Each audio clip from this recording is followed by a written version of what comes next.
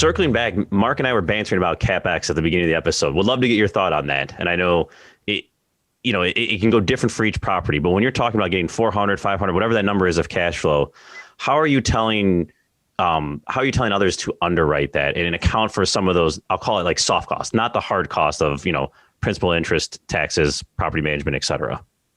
So kind of, we have a little bit of a quirky thought on that process, is that we don't account for CapEx at all, right? The way we do it, my philosophy is this, that when you buy the property, we fix it to an extent that all the things that like let's just say the roof, are going to be good for the next 5 to 7 years minimum. Because at some point you're going to go back after 1 or 2 turns, you're going to have to touch the property.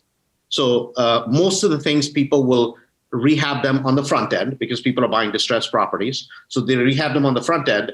And then that year, so let's say if the property was bought in March, they don't account for the cash flow for that year.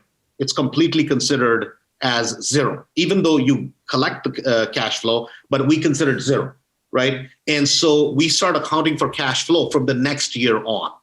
So everybody will minimum have 6 months worth of reserves in the accounts. So they'll have 5 to 7 properties per LLC or S Corp. And in that, per property, they're going to have 6 to 7 months worth of reserves. So that gives them a nice fund to basically pull that money from, because the way, at least I want people to do properties, is they do it on a 2 to 3 year lease. We don't do any yearly rentals.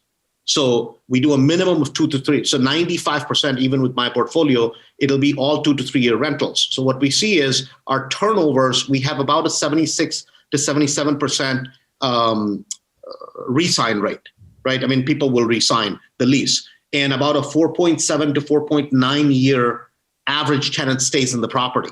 So the amount of touches we have on a property are generally less. So the way I account for the CapEx is kind of from those reserves is how we account for it. We don't take it out on a monthly basis at 5% or something like that. So.